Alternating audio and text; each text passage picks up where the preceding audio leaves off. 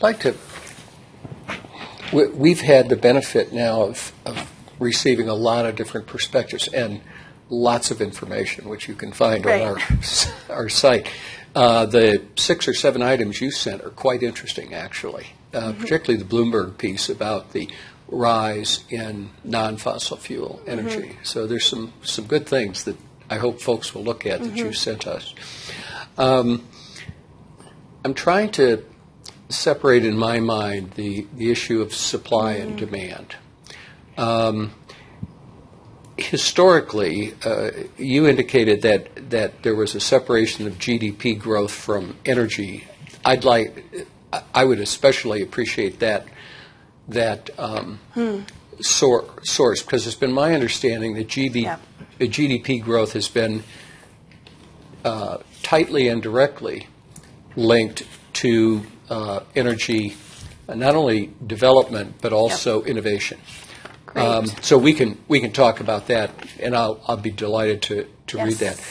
But the point that I wanted to understand is if we all agree that climate change is real and it's serious, and there is a potential tipping point effect, and that it could be exponential rather than arithmetic in terms of its curve, then it seems to me that a lot of the issue relates to demand. And if DU or any other entity divests itself of fossil fuel holdings, it's not clear to me how that changes demand. I understand how it changes our investment, and I understand your point about the potential political risks. As an investment, it may not be a good investment. I appreciate that, and I think that you raise a really interesting point, and probably a very valid one.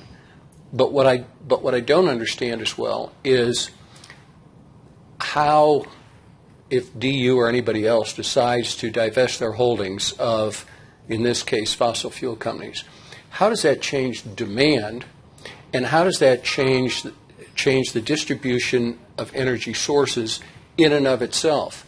I'm not. I don't see the link. Yes. That's what I struggle with.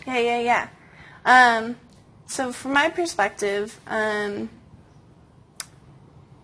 fossil fuel divestment, while there's been a large amount of commitment, and even that moving of investment and divestment, really, I would say that the purpose is to restrict the social license of the fossil fuel industry, meaning to stigmatize the fossil fuel industry as more part of social change rather than these material changes. And that's actually why I didn't, in terms of what I think are really putting fossil fuel investments at risk, I didn't really highlight the fossil fuel divestment movement, because I don't think it's actually done. I don't think that it has been detrimental to the market or detrimental to impacting demand.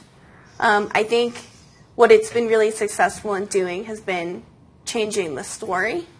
So around the fossil fuel industry,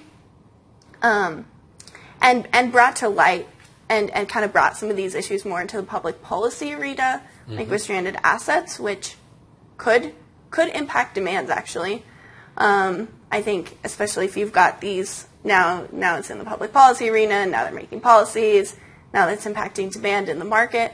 But I would say that in general, its focus has been more social rather than materially impacting demands. Okay. That's helpful. Yes. Thank you.